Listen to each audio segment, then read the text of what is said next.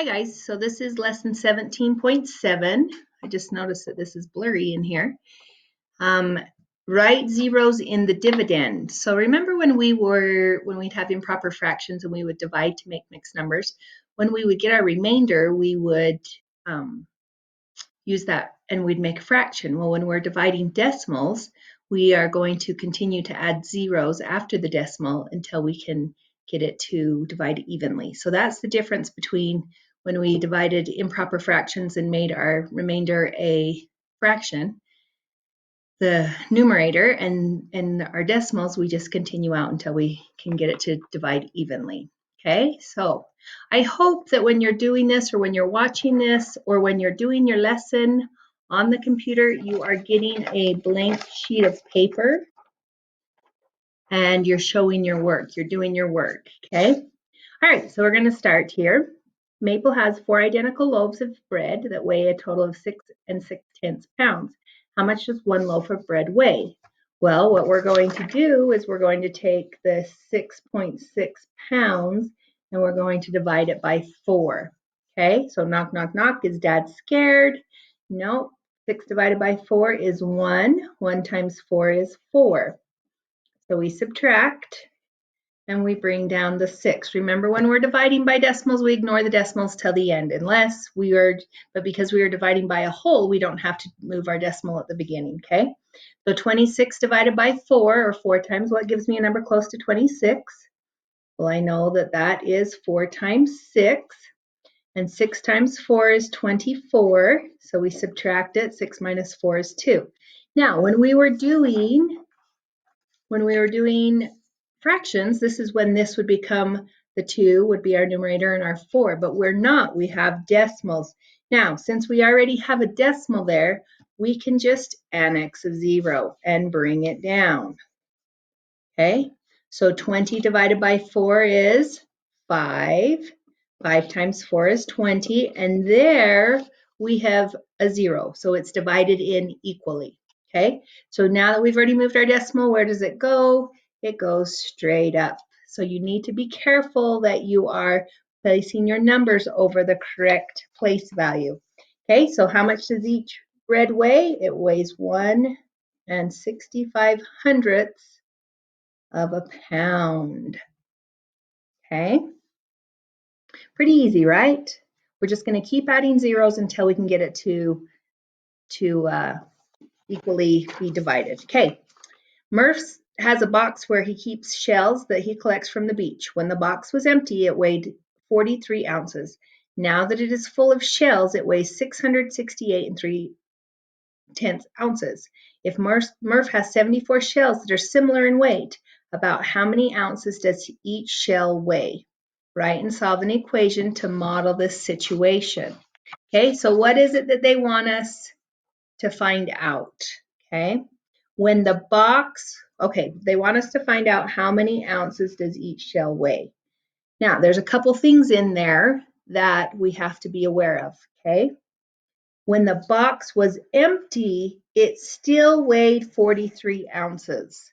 So it didn't weigh 0 when it was empty. It still is, we're still weighing the weight of the box. But when it was full of the shells, it weighed 668 3/10. So we need to find out how much the shells weighed, right?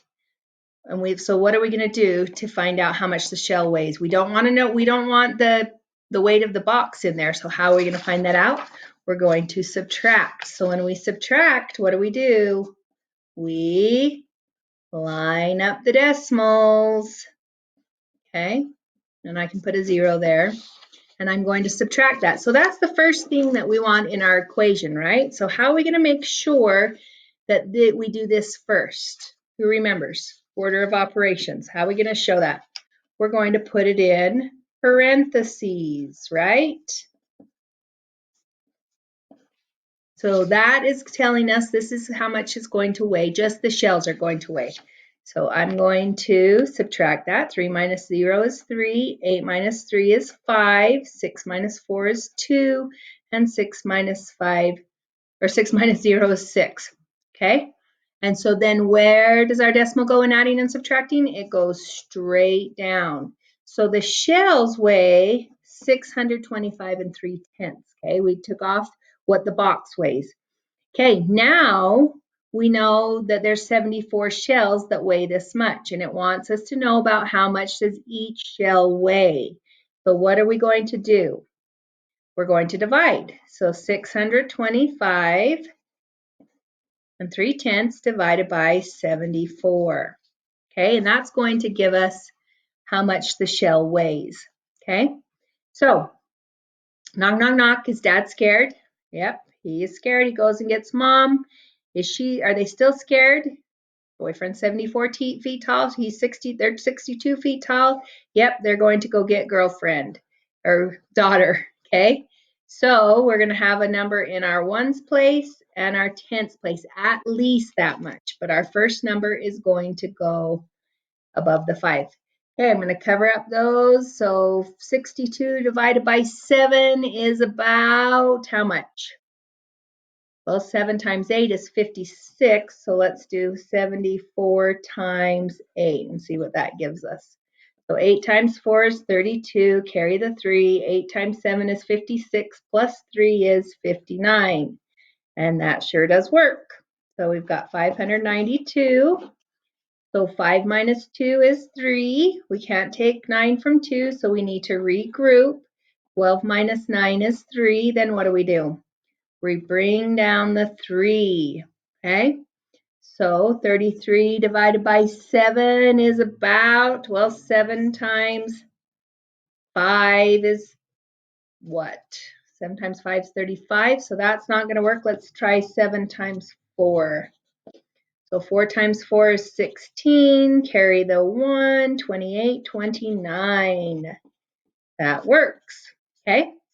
We can't take 6 from 3, so we need to regroup.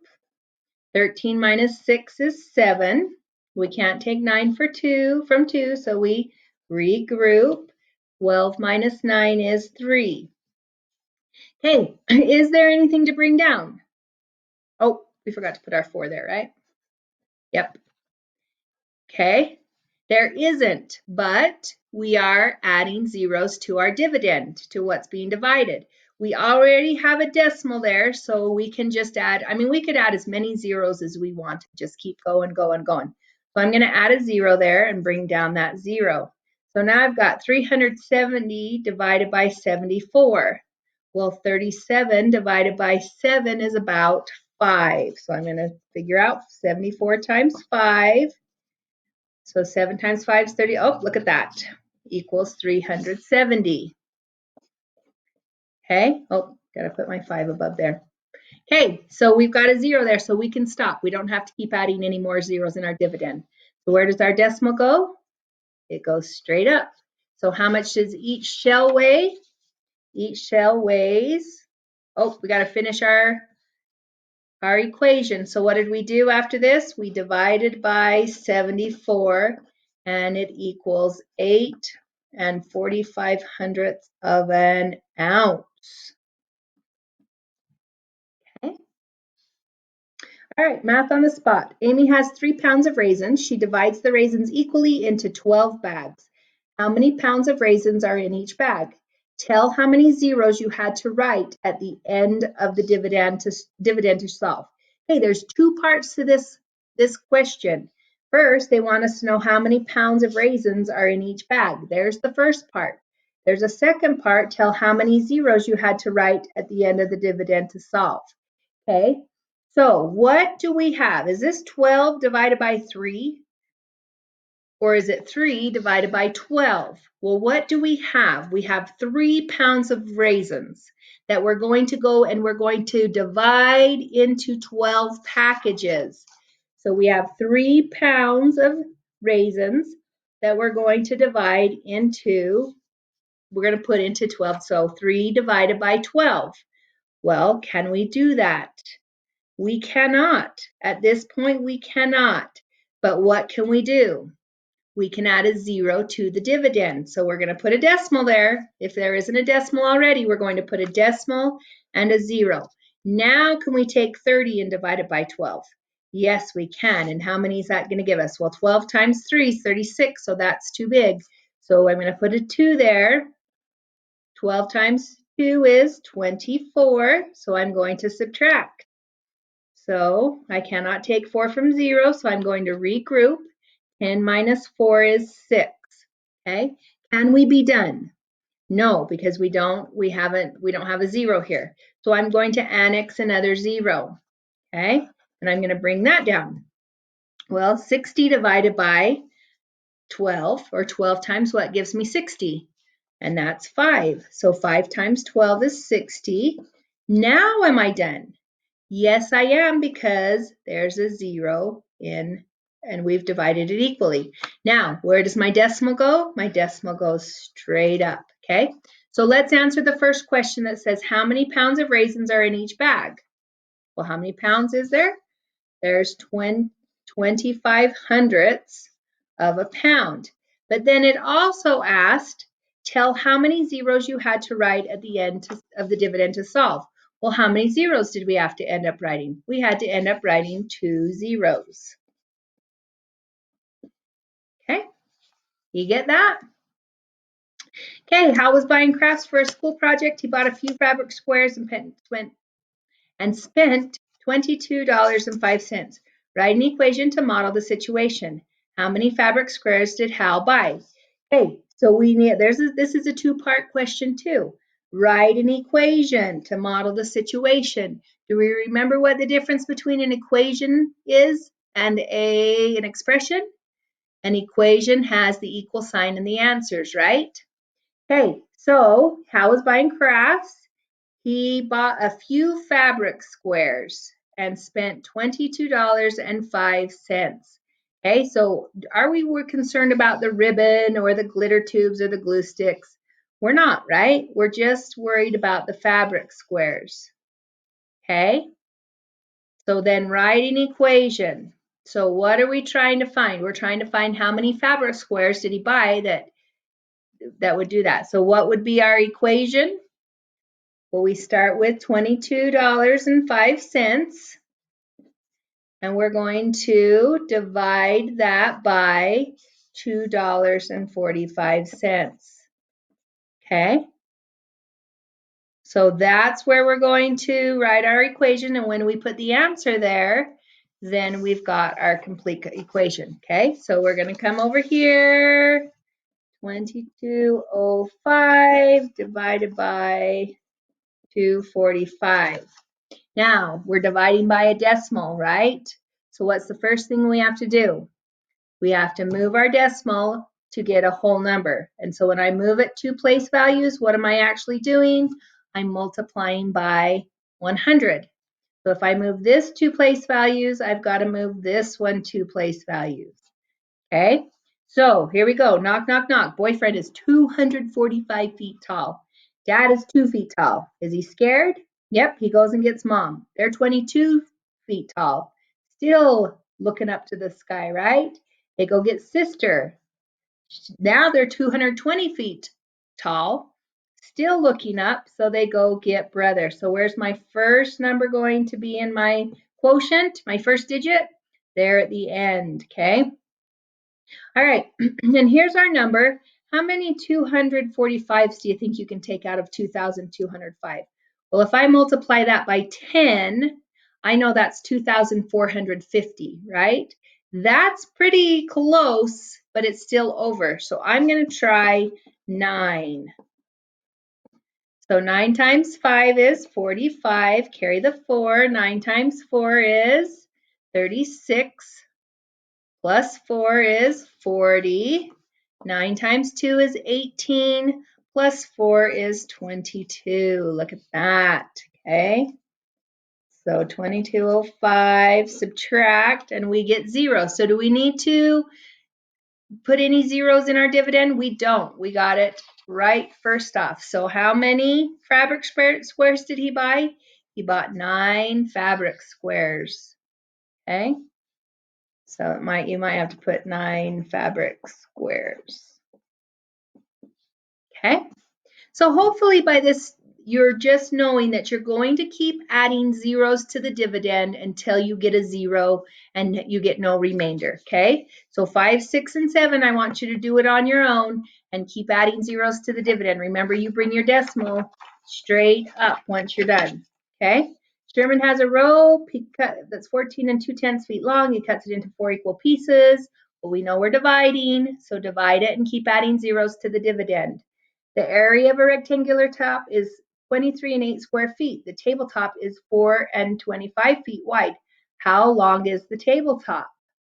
Okay, so what it's telling you is the whole area is 23.8 and the tabletop is 4 and 25 hundredths feet wide. So we've got to find out how long it is, right? Well, how do we find out area? Length times width. So we multiply these two numbers to get this. So what's the opposite? We're going to divide 23.8 divided by 4.25 to give us the length. Okay, and then on number 10, you're going to divide again. Remember to keep adding zeros to the dividend till you get a 0 as your remainder. And Misty divides this by 6 equal bags, so you can do that.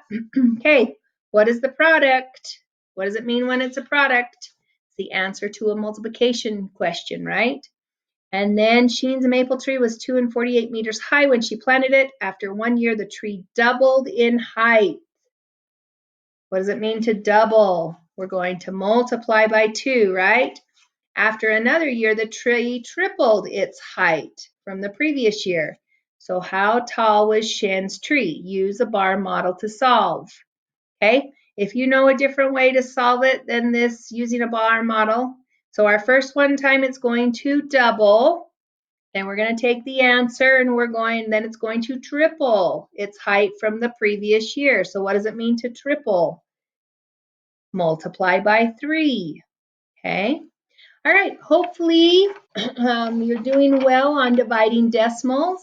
This is the last lesson in 17. So that means tomorrow there will be a review and you will want to watch my video for the review to get you prepared for the test that's going to be on Friday. So have a great day and keep up the good work. You guys are doing excellent on math and getting it in. So I really appreciate that you guys are working so hard. Good job. Okay, have a good day. See ya. Bye-bye.